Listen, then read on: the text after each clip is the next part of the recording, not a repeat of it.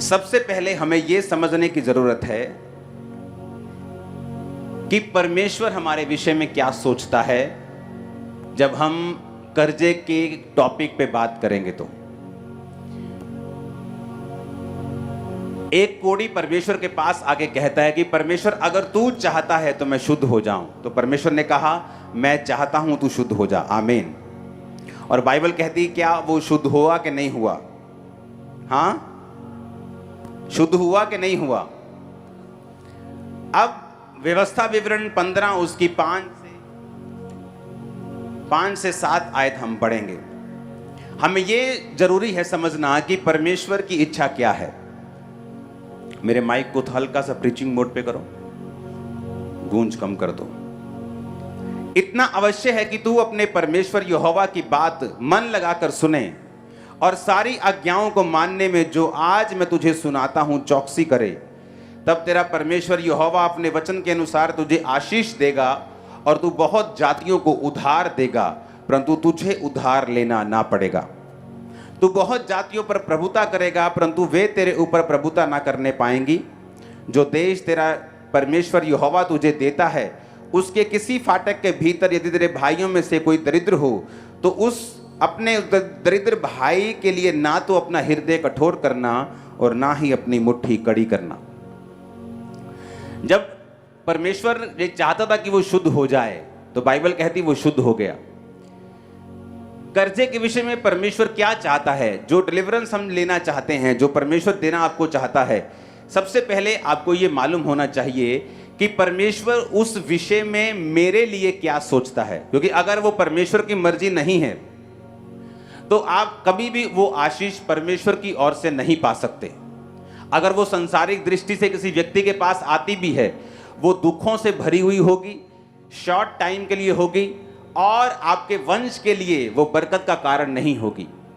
इसीलिए हमने पहले ये सोचना है कि परमेश्वर मेरे लिए क्या सोचता है। जब वो मुझे देखता है, आप भूल जाओ आज क्रूसेड की तरह लोग आए हैं थर्सडे, आप भूल जाओ यहाँ लाखों लोग बैठे हैं, आप ये सोचो कि मुझसे बात कर रहा है परमेश्वर का वचन। तो सबसे पहले जब हमें परमेश्वर की बरकत को लेना है, जो परमेश्वर सोचता है मेरे लिए कि वो क्या सोचता है। बाइबल कहती है परमेश्वर ये सोचता है कि वो तू सब जातियों को उधार देगा, उधार लेगा नहीं। तो परमेश्वर, मैं एक बात आपको ये बता दूं बाइबल के बीच से, नीति वचन 22 उसकी 7 आयत पढ़ेंगे। धनी निर्धन पर प्रभुता करता है और उधार लेने वाला उधार देने वाले का दास होता है। बाइबल कहती है तुम नौकर हो उसके जिससे तुमने पैसे उधार लिए हैं। और जब परमेश्वर ने इजराइलियों को बुलाया तो परमेश्वर ने कहा मैं तुझे सब जातियों में से श्रेष्ठ करूंगा, ये मेरी बुलाहट है तुम लोगों के लिए। तो तुम बहुत सी जातियों को उधार दोगे, तुम बहुत सी जातियों को पैसा उधार दोगे, परंतु तुम्हें किसी से भी उधार लेने की जरूरत जो है वो नहीं पड़ेगी। हालेलुया। अब आप जानते हैं व्यवस्था विवरण 28 उसकी 1, 2 और 12 आयत को पढ़ेंगे। यदि तू अपने परमेश्वर यहोवा की सब आज्ञाएं जो आज तुझे सुनाई जाती हैं चौकसी से पूरा करने को चित्त लगाकर उसे सुने तो वह तुझे पृथ्वी की सब जातियों में श्रेष्ठ करेगा। फिर अपने परमेश्वर यहोवा की सुनने के कारण ये सब आशीर्वाद तुम पर आएंगे। यहोवा तेरे लिए आकाश रूपी उत्तम भंडार को खोलकर तेरी भूमि पर समय पर बारिश बरसाया करेगा और तेरे सारे कामों पर आशीष देगा। तू बहुतेरी जातियों को उधार देगा, परंतु तुझे किसी से उधार लेना नहीं पड़ेगा। हमने फिर से पहले एक वचन सुना था, अभी हमने दूसरे वचन में यही सुना कि परमेश्वर बार बार कर्जे के बारे में बात कर रहा था। वो अपने लोगों को यह बताने की कोशिश कर रहा था कि तुम लोग जो मेरे नाम के कहलाए जाते हो तुम कर्जा नहीं लोगे पर तुम कर्जा दोगे, आमीन। और यदि इसी व्यवस्था विवरण 28 की आप 15 आयत को पढ़ें, यदि तू परमेश्वर यहोवा की बात ना सुने और उसकी सारी आज्ञाओं और विधियों को पालने में जो आज तुझे मैं सुनाता हूं चौकसी ना करे तो ये सारे श्राप तुम पर आ जाएंगे। वो श्राप कौन से हैं आप उससे आगे आप पढ़ना।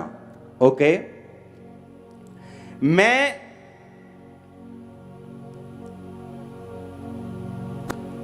एक ही चीज आपके सामने पढ़ूंगा।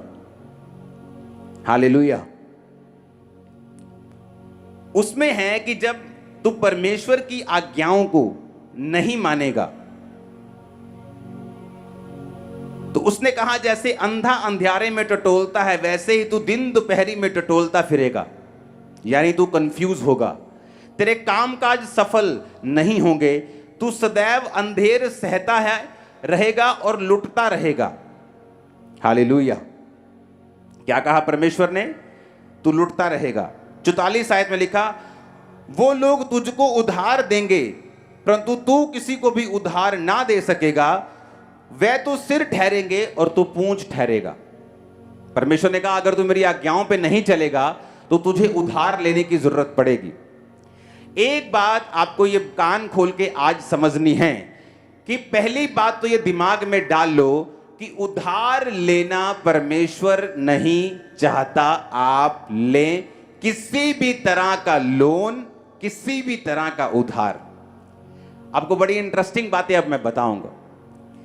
जब आप दूसरी जगहों पर रहते हैं जहां अन्य जाति लोग रहते हैं तो क्या होता है, हम उनमें पलते और बढ़ते हैं और हम सुनते हैं अच्छा बाइक ले लिया, हाँ हाँ 15,000 देता बाइक, बाकी लोन करा लिया आप। तो हमें ये लगता है ये ट्रेडिशन है या ऐसा हो जाता है, बैंक पैसा दे देता है और हम वही करने लगते हैं जो हमारे आसपास के लोग करने लगते हैं। लेकिन हम ये नहीं सोचते कि परमेश्वर हमारे बारे में क्या सोचता है। अगर आपको बाइक लेना है, आज के बाद आप लोन अप्लाई नहीं करोगे, पैसे जोड़ोगे और कैश लोगे इन जीसस ने। आप सुनो मेरी बात, अगर आपको बरकत लेनी है आपको प्रैक्टिस करना पड़ेगा जो वचन में लिखा हुआ है। एक बहुत बड़ी बिजनेसमैन थी, तो वो क्रिश्चियन थी लेकिन परमेश्वर के वचन पे नहीं चलती थी, बिजनेस ज्यादा था, बिजनेस में बिजी थी, बहुत बड़ी उसकी कंपनी थी, आज भी जिंदा है वो, बड़ी गवाही है उसकी। तो वो इतना परमेश्वर के वचन पे नहीं चल पाती थी। तो कंपनी थी, तो जब कंपनी में अप डाउन आता रहता है, खासकर फॉरेन कंट्रीज में रिसेशंस आते रहते हैं, तो जब रिसेशन आया तो थोड़ा लोन था, वो लोन बढ़ गया। लोन बढ़ता बढ़ता बढ़ता इतना बढ़ गया कि वो लोन 40-50 करोड़ से भी ज्यादा का लोन उसके सिर के ऊपर हो गया। अब बात ये थी कि उसे वो नॉर्मल लग रहा था क्योंकि बाकी बिजनेस भी लोन ले रहे थे और बाकी भी कर्जे के नीचे थे। आप कई बार देखते हो बहुत बड़े बड़े बिजनेसमैन, आप सुनते हो अच्छा बैंकरप्ट हो गया, यार वो तो टॉप 10 में आता था। वो कर्जा इतना है उन लोगों के ऊपर कि जब थोड़ा सा भी हिलते हैं तो वो कर्जा उनको दबा लेता है। तो परमेश्वर ये चाहता था कि इजरायली लोग जो हैं, मेरी बरकत इन पे रहेगी और ये निशानी होगी कि मैं इनके साथ हूं, कि ये किसी भी तरह का कोई भी कर्जा नहीं लेंगे बल्कि कर्जा दिया करेंगे, ये निशानी होगी। तो अब जो उस औरत को जब कहती कि सब कुछ चल रहा था अच्छा, ये नहीं कि लोन की पेमेंट टूट रही थी, किस्तें भी टाइम पर जा रही थी, पर कहती एक बात मेरे दिल में आती थी कि इतना लोन है मेरे सिर के ऊपर, इससे पूरा करने में मेरी सारी उम्र जाएगी। यानी वो अगर 40 साल की उस समय थी तो उसने कहा कि इसे कंप्लीट करते करते बैंकों में कम से कम मैं 70 साल की हो जाऊंगी, 80 साल की हो जाऊंगी, तब जाके ये लोन जो है मेरी पूरी लाइफ में खत्म होगा। कहती मुझे ये भी नॉर्मल लग रहा था। कहती उसके बाद किसी से मालूम हुआ, उसने क्रिश्चियन बुक्स पढ़नी स्टार्ट कर दी। और क्रिश्चियन बुक्स किस मैटर के ऊपर? कर्जे के मैटर के ऊपर, मनी के मैटर के ऊपर, कि परमेश्वर हमारी लाइफ में क्या चाहता है। और वहां उसने एक वचन पढ़ा जो आप बहुत बार सुन चुके हैं, मलाकी 3 उसकी 10 आयत में लिखा हुआ है। उस वचन को जब उसने पढ़ा तो वहां पर मलाकी में लिखा है कि अगर सारे दशमांश तू भंडार में ले आए, सारे दशमांश भंडार में ले आओ कि मेरे भवन में भोजन वस्तु रहे, यानी परमेश्वर के भवन में सब सेवकाई के काम होते जाएं। और सेनाओं का यहोवा ये कहता है कि ऐसा करके मुझे परखो कि मैं आकाश के झरोखे तुम्हारे लिए खोलकर तुम्हारे ऊपर अपरंपार आशीष की वर्षा करता हूं कि नहीं करता। एक लौता वचन है बाइबल का जिसमें परमेश्वर आपको चैलेंज करता है कि अगर आप इस वचन को पूरा करेंगे तो आप परमेश्वर को परख सकते हैं कि आपके जीवन पर आशीष आती है कि नहीं आती। उसने कहा जब मैंने बहुत बड़े बड़े ऑथर्स की बुक पढ़नी शुरू की, क्योंकि कर्जा हो चुका था, बिजनेस थोड़ा डाउन हो चुका था, लेकिन चल रहा था, लेकिन उसे मालूम था कि ये परफेक्ट प्लान नहीं है मेरी लाइफ में। जब उसे ये समझ आई कि मैं टाइथ नहीं दे रही हूँ, क्रिश्चियन होने के बावजूद भी मैं परमेश्वर का वचन पूरा नहीं कर रही हूँ, और बाइबल कहती है जब हम टाइथ नहीं पे करते तो परमेश्वर कहता है मैं फिजूल खर्ची को भेजूंगा, तुम्हारे फल कच्चे झड़ेंगे, तुम पे कर्जा होगा और तुम गलत गलत चीजों पर फैसले लेकर अपने पैसों को वेस्ट करते रहोगे और तुम्हारे पैसे गलत चीजों पे लगेंगे जहां लगने नहीं चाहिए। बहुत से लोग बोलते हैं जैसे मैं घर बनाने लगता हूं मुझ पे कोई अटैक होता है, घर में कोई बीमार हो जाता है, कोई हॉस्पिटलाइज हो जाता है, कभी कोई एक्सीडेंट हो जाता है, कभी कोई अलग सा काम आ जाता है और हम घर नहीं बना पाते। आप उन लोगों से अगर पूछेंगे ध्यान से कि क्या आप अपनी लाइफ में से टाइथ पे करते हो, अपनी कमाई का 10वां हिस्सा पे करते हो और अपने टाइम में से 2 घंटे 24 मिनट रोज आप परमेश्वर को देते हो प्रार्थना में? उनका जवाब होगा नहीं, हम ऐसा नहीं करते। क्यों? क्योंकि अगर आप ये 2 चीजें करें, अपने टाइम का दशवांश और अपनी कमाई का दशवांश, तो बाइबल कहती है किसी भी रीति के साथ आप कर्जे में नहीं रहेंगे। परमेश्वर ने कहा जो आज्ञाएं मैं तुम्हें देता हूं, अगर तू चित्त लगाकर, हम चित्त लगाकर कई बार मैच देखने लगते हैं, हाँ कि मैच लगा है, पूरा कॉन्फिडेंस, चित्त लगा हुआ है मैच में, पूरा ध्यान मैच में लगा हुआ है, कोई खास पिक्चर लगी पूरा चित्त लगा के उसको सुन रहे हैं, फेवरेट चीज लगी पूरा मन लगा हुआ है। परमेश्वर कहता है अगर ऐसे ही मन तू मेरे वचन के ऊपर लगाएगा तो निशानी होगी कि तू सब जातियों से श्रेष्ठ होगा और तू उधार देगा और लेगा नहीं, क्योंकि उधार लेने वाला देने वाले का दास होता है, उसका नौकर होता है, और परमेश्वर चाहता है कि तुम अन्य जातियों में श्रेष्ठ हो, इसलिए वो तुमको नौकर बनता हुआ देखना नहीं चाहता। अब जब उस औरत को वचन मालूम हुआ, उसने टाइथ निकालना शुरू किया। कहती मुझे उन लोगों के फोन आने लगे, मेरे कस्टमर्स जो 5 साल पहले मुझे छोड़ चुके थे। कहती उन कस्टमर्स के फोन आने लगे जो बल्क में मुझे ऑर्डर देने लगे, जो 5 साल पहले 7 साल पहले कस्टमर्स का लिंक टूट चुका था वो मुझे कॉल करने लगे। कहते ऐसे अनएक्सपेक्टिंग कॉल्स मुझे आने लगी मेरे बिजनेस के लिए, और मेरा बिजनेस इस तरह से अनएक्सपेक्टेडली ग्रो करना शुरू हो गया कि आज वो औरत पूरी तरह से कर्जे से 100% आजाद हो चुकी है, और उसने फैसला किया कि आज के बाद कुछ भी हो, जितनी ग्रेस होगी, जितना पैसा होगा हम उसमें बिजनेस करेंगे, लेकिन बैंक से लोन नहीं उठाएंगे, टाइथ पे करेंगे। और जब उसने फैसला किया, परमेश्वर ने उसे बरकत दी, दिनों और महीनों में उसका लोन उतरा, और फिर देखो क्या हुआ। परमेश्वर ने उससे बात की, उसने कहा मेरी बेटी एक बात को सुन। परमेश्वर ने कहा तू अब टाइथ नहीं निकालेगी, तू टाइथ को डबल करेगी और 20% निकालेगी। वो घबरा गई क्योंकि वो बहुत अमीर थी और लाखों में उसका टाइथ था महीने का। तो उसे मालूम था अगर परमेश्वर ने कुछ कहा है तो ये उसका कुछ मकसद होगा। कहती मैंने हाँ किया, मैंने फॉलो करना शुरू किया, और कहती जैसे ही मैंने फॉलो करना शुरू किया कुछ ही महीनों बाद 2008 का रिसेशन आया अमेरिका में।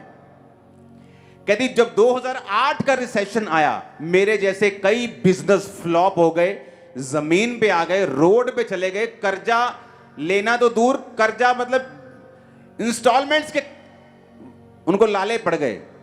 पर कहती मेरा इकलौता बिजनेस ऐसा था जो रिसेशन में भी डूबा नहीं और फलवंत हुआ और बढ़ा, क्योंकि मैंने परमेश्वर की आवाज को सुना था। हालेलुया। एज ए क्रिश्चियन आपको यह बात समझ रखनी है कि परमेश्वर नहीं चाहता आप कर्जा लें। हालेलुया। मैंने अपनी टीम को बता दिया कि जहां पर सीए ने बोला भी है ना कि आप इस तरह बड़ा कैश की जगह ये चीज मत लो, चेक में चीज मत लो, अब वो भी हम नहीं करेंगे। पूरी चीज खुदावंद के नाम में कर्जा फ्री। ये चर्च इमेजिन करो, लोग या पास्टर्स मिलते हैं, लोग मिलते हैं तो छोटा सा एक प्रोजेक्ट होता है, उस पर 20 लाख का कर्जा होता है। अब इमेजिन करो ब्रांचेस, सैकड़ों ब्रांचेस, मेन ये प्रेयर माउंटेन, एक एक चीज लाखों और करोड़ों में बनी है, और चर्च के ऊपर कोई कर्जा नहीं, 1 रुपए का भी चर्च के ऊपर कोई कर्जा नहीं है। परमेश्वर ये प्रूफ करना चाहता है आपकी लाइफ पे कि आप लोग अलग हैं, लेकिन आपको प्रैक्टिस करना पड़ेगा। आप बोलोगे इम्पॉसिबल है कि मैं ऐसे कार ले लूं, इम्पॉसिबल है कि मैं घर ऐसे बना लूं अगर मैं बैंक को इन्वॉल्व नहीं करता हूं। तो मैं आपको बता रहा हूं आपको क्या करना है। आपको वचन में ध्यान से सुनना है। दूसरा राजा 4 उसकी 1 से 7 आयत में लिखा है, भविष्यद्वक्ताओं के चेलों की पत्नियों में से एक स्त्री ने अलीशा की दुहाई देकर कहा, तेरा दास मेरा पति मर गया और तू जानता है कि वह यहोवा का भय मानने वाला था, जिसका वह कर्जदार था। वह आया है कि मेरे दोनों पुत्रों को नौकर बनाने के लिए ले जाए, लाइफ टाइम स्लेव बनाने के लिए उसको वो लेके जाना चाहता था दोनों पुत्रों को। कौन से बेटे थे दोनों? एक नबी के, एक प्रॉफिट के बेटे थे। अलीशा ने उससे पूछा, मैं तेरे लिए क्या करूं, मुझे बता कि तेरे घर में क्या है।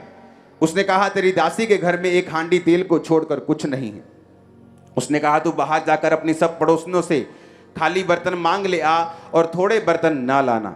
फिर तू अपने बेटों समेत अपने घर में जा, द्वार बंद करके उन सब बर्तनों में तेल उंडेल देना और जो भर जाए उन्हें अलग रखना।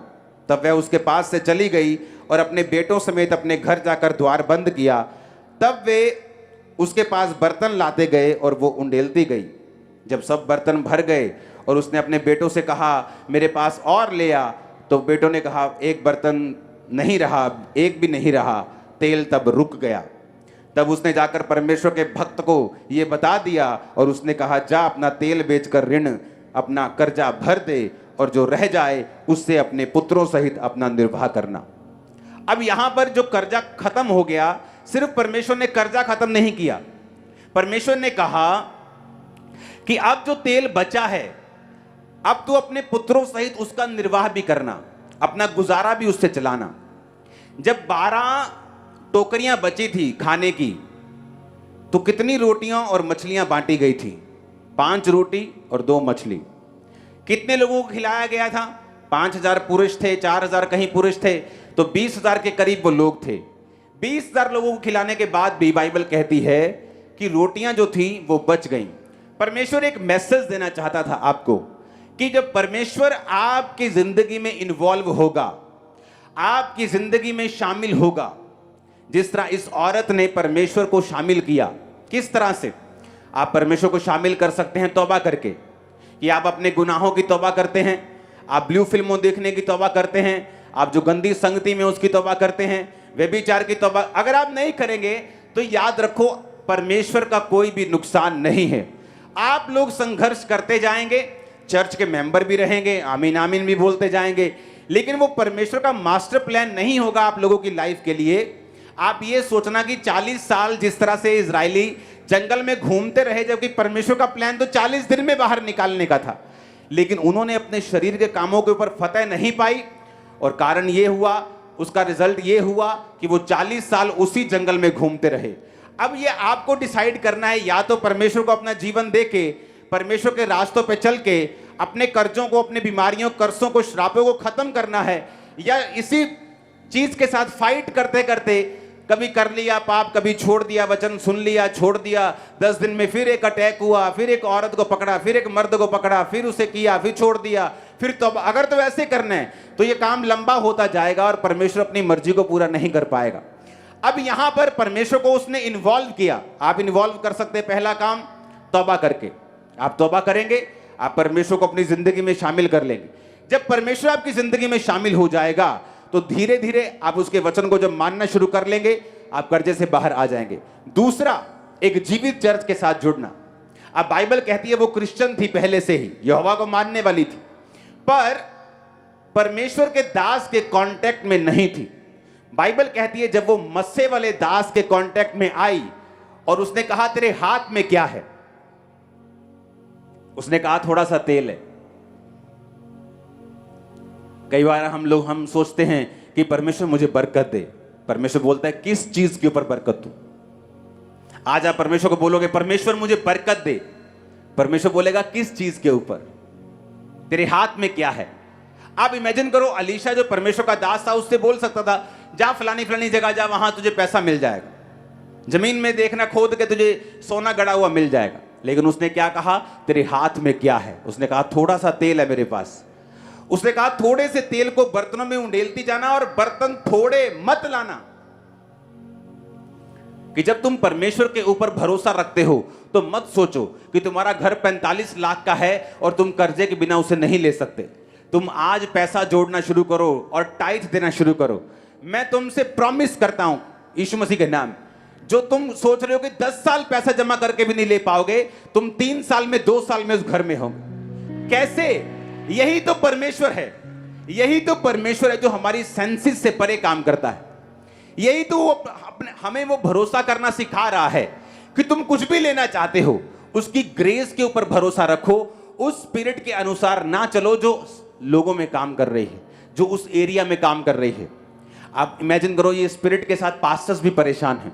उन्हें कर्जा उठाने की इतनी आदत पड़ चुकी है कि जब एक कर्जा खत्म होने वाला होता है, दूसरा कर्जा, तीसरा कर्जा। क्यों?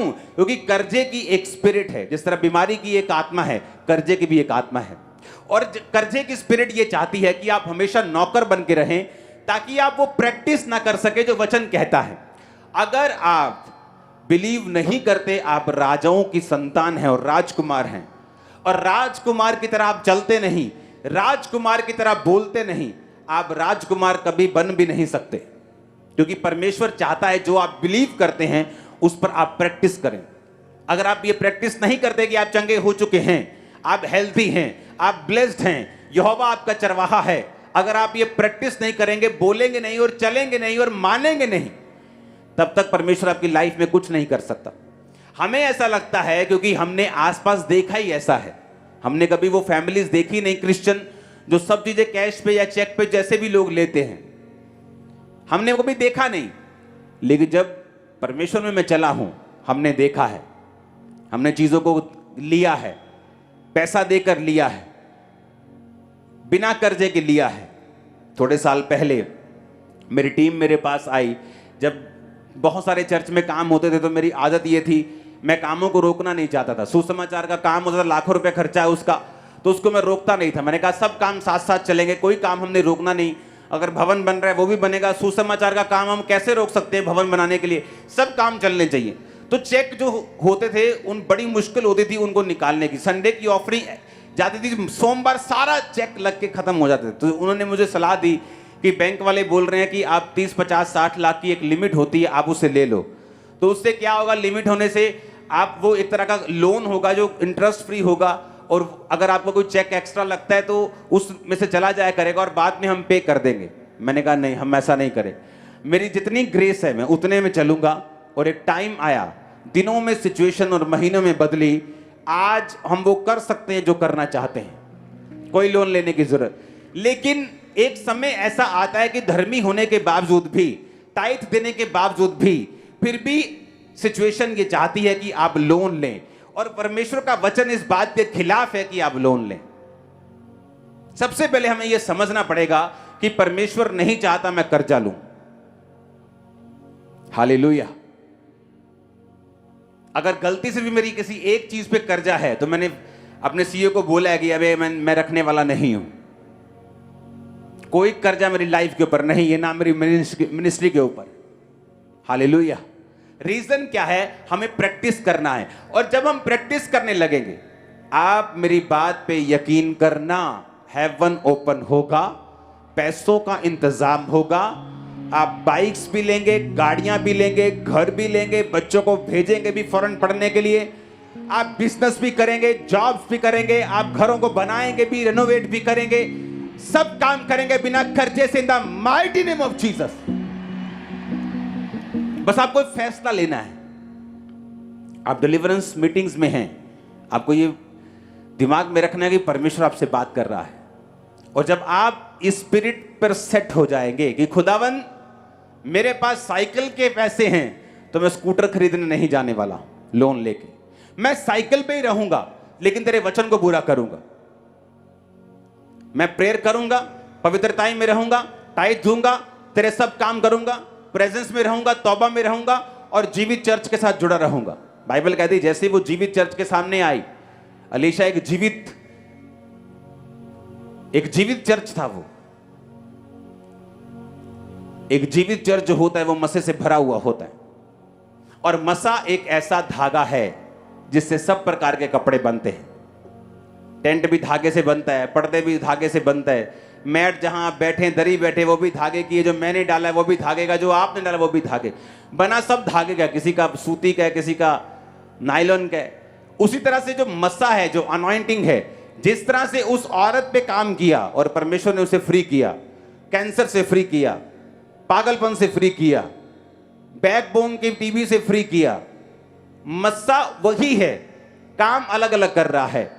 तो अनॉइंटिंग जो मस्सा जो अब मौजूद है चर्च में, ये कर्जे के ऊपर भी उसी तरह काम करेगा जिस तरह बीमारियों के ऊपर ये काम कर रहा है।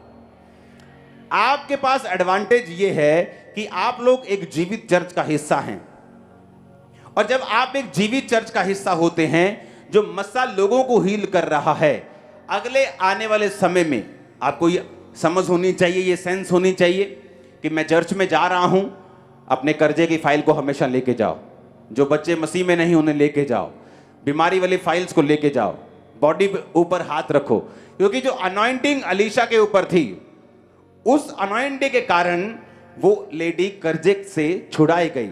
जब आप मसे में होते हैं, उस मसे से आप कुछ भी बना सकते हैं।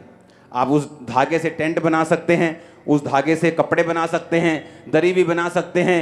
तो वो धागा एक ही है, मसा एक ही है। इसीलिए उन लोगों की कर्जे में आने की संभावना कम होती है और बिल्कुल जीरो हो जाती है जो परमेश्वर के साथ जुड़े होते हैं और दूसरा किसी जीवित चर्च के साथ जुड़े होते हैं। रीजन क्या? जब आप जीवित चर्च के साथ जुड़ जाते हैं, जैसे वो अलीशा के पास गई, वो एक जीवित चर्च है। उसने कहा कि मैं तेरे दोनों जो तेरे दास के बेटे हैं उनको स्लेव बनाकर, नौकर बनाकर वो ले जाएगा। उसने कहा तेरे पास क्या है? क्योंकि जब आप जीवित चर्च में जाते हैं, आपसे परमेश्वर डिमांड करता है। क्या डिमांड करता है? ये काम करना है, भवन बनना है, सुसमाचार का काम है, ये वाला काम है, ये वाला चीज करनी है, ये करनी है। परमेश्वर बोलता है तुम्हारे हाथ में क्या है? क्या तुम बीजों को लेके आए हो? क्या तुम बीजों को बोते हो? क्योंकि जैसे ही आप जीवित चर्च में जाएंगे, मसे वाली चर्च में होंगे और आप बोना शुरू करेंगे, उसी बोने से जो आपके पास है वो बढ़ेगा और बरकत आएगी और कर्जे आपकी लाइफ से फिनिश होंगे।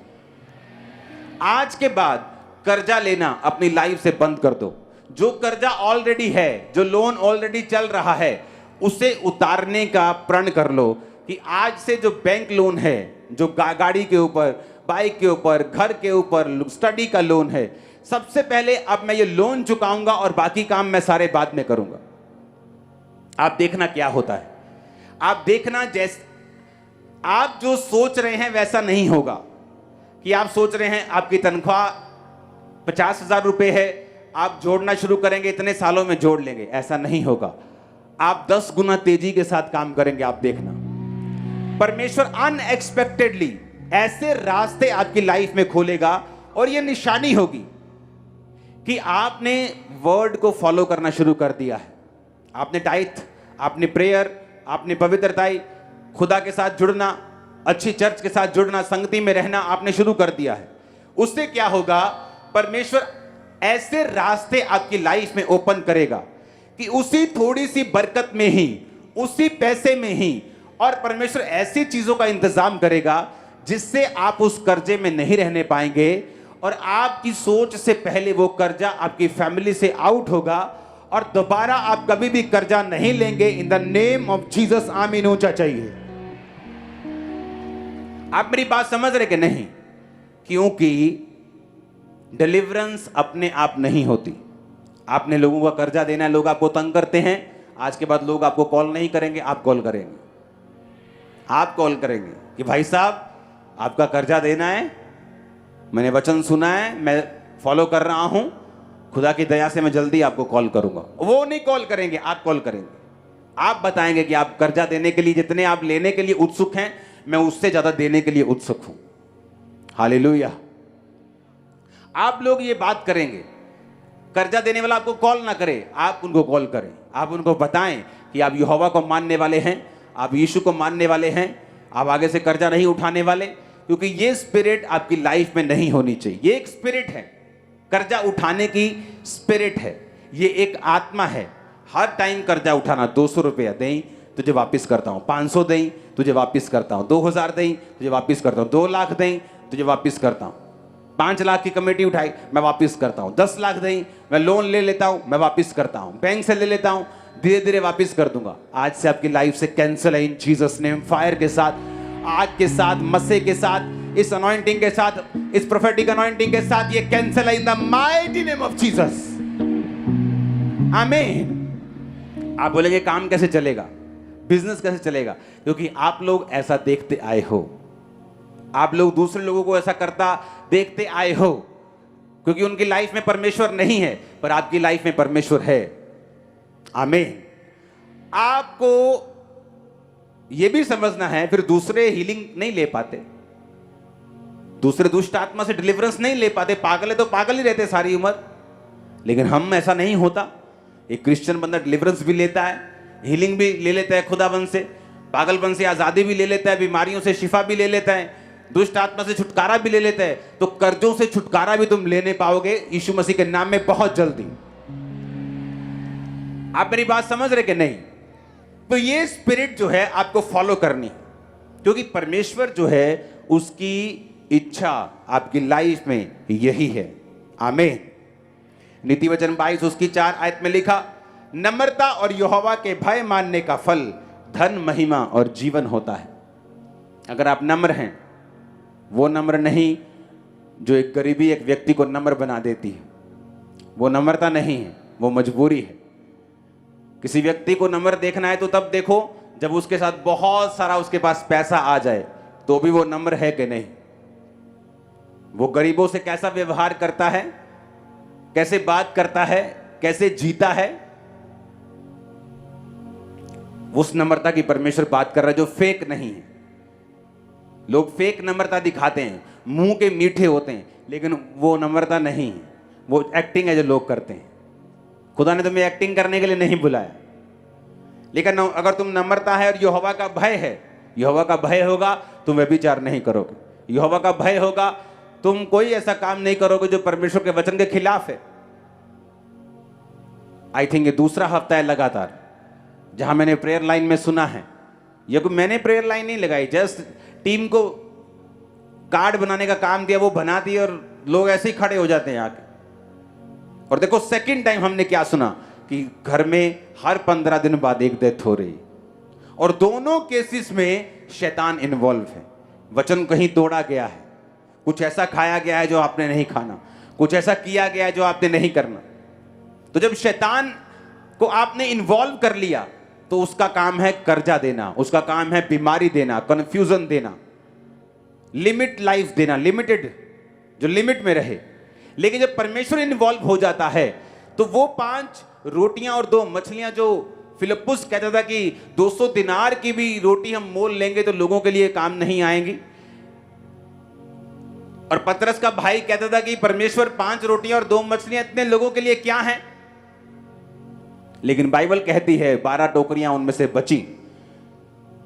जब परमेश्वर आपकी परिस्थिति में इन्वॉल्व होगा, आपके पास बचेगा, इनफ होगा, ज्यादा होगा, आप उधार देने पाएंगे बहुत जल्दी, आप कर्जा देंगे लेंगे नहीं जीसस ने। आप मेरी बात समझ रहे कि नहीं? आपको यह प्रॉमिस करना होगा कि आपको इस मेंटालिटी से बाहर आना होगा। क्यों यहूदी लोग आज पूरी दुनिया में छाए हैं? क्यों यहूदी लोगों का business top world class businesses उनके पास है? अमेरिका में कुछ एरियाज ऐसे जो पूरे के पूरे एरिया यहूदी लोगों के हैं, पूरे के पूरे मीडिया उन्होंने खरीदे हुए हैं, खरबों रुपए के, अरबों खरबों रुपए के। इंडिया का मीडिया देखो कितना करोड़ों, हजारों करोड़ों में है, लाखों करोड़ों में सिर्फ इंडिया का। और जो अमेरिका का मीडिया है वो सिर्फ अमेरिका को नहीं, पूरे दुनिया को जहां इंग्लिश बोली जाती कवर करता है, दूसरे एरियाज को भी। वो अगर इंडिया करोड़ों में है तो वो खरबों ट्रिलियंस डॉलर्स में है, और यहूदियों ने कब्जा किया हुआ है। रीजन यही रीजन, उनको देने की आदत डाली जाती है बचपन से। एक बच्चा अगर चर्च में भी जाएगा तो चाहे 2 रुपए लेके जाए, 10 रुपए लेके जाए, लेकिन बच्चे को भी हाथ से वो बुआते हैं। उनको आदत दी जाती है कि देना है, देना है। अगर देने की आदत होगी तो खुदा तुम्हें देगा, और तुम देने की आदि बन जाओगे और तुम्हें और परमेश्वर देगा। Hallelujah, hallelujah. बहुत सारी चीजें मेरी लाइफ में ऐसी होती हैं, घटनाएं, पर बाइबल कहती है, उसने कहा तेरे हाथ में क्या है? उसने कहा थोड़ा सा तेल है।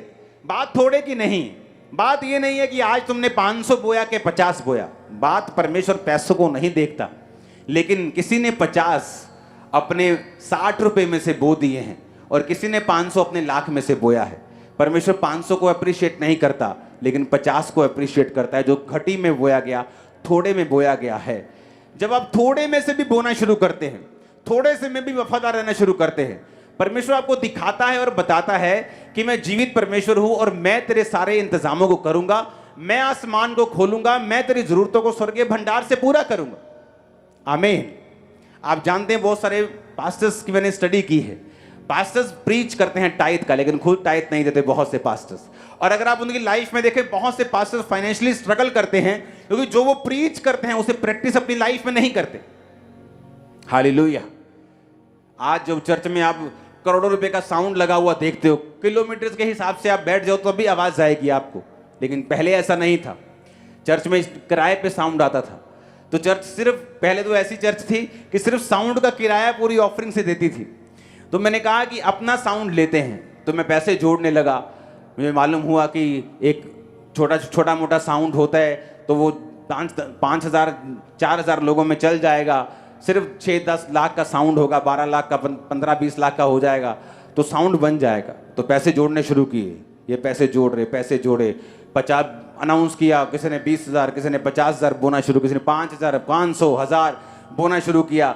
खाते में पैसे इकट्ठे हो गए 6 लाख। अभी भी पूरे नहीं है, अभी भी 4 गुना और पैसे चाहिए, 3 गुना चाहिए साउंड लेने के लिए। चलो वेट करते हैं। प्रार्थना में था, परमेश्वर ने कहा पूरे का पूरा अकाउंट अभी खाली कर दे। तब मेरे पास, अब इंटरनेट बैंकिंग नहीं, मैं रखता नहीं अभी, तब मेरे पास इंटरनेट बैंकिंग तब भी थी। आज से आप लगा लो, मैं 15-16 साल 17 साल पहले की बात कर रहा हूँ।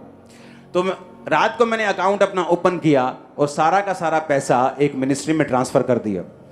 थोड़े दिन बाद एक फैमिली मेरे पास आई, तो उसने कहा कि परमेश्वर ने हमारे दिल में डाला है कि हम अपना प्रॉपर्टी बेच के चर्च को साउंड लेके दे, और इस तरह से चर्च का पहला साउंड खरीदा गया था।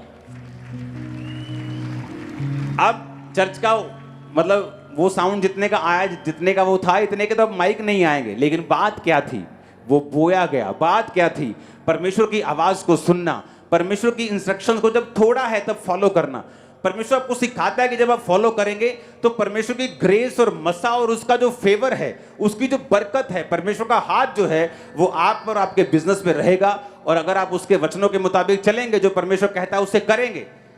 मैं आपको बता रहा हूं, ये चर्च एक रेवोल्यूशन, एक नया ट्रेंड शुरू करेंगे, जहां आप लोन फ्री, कर्जा फ्री कलीसिया होंगे। अपने घरों में भी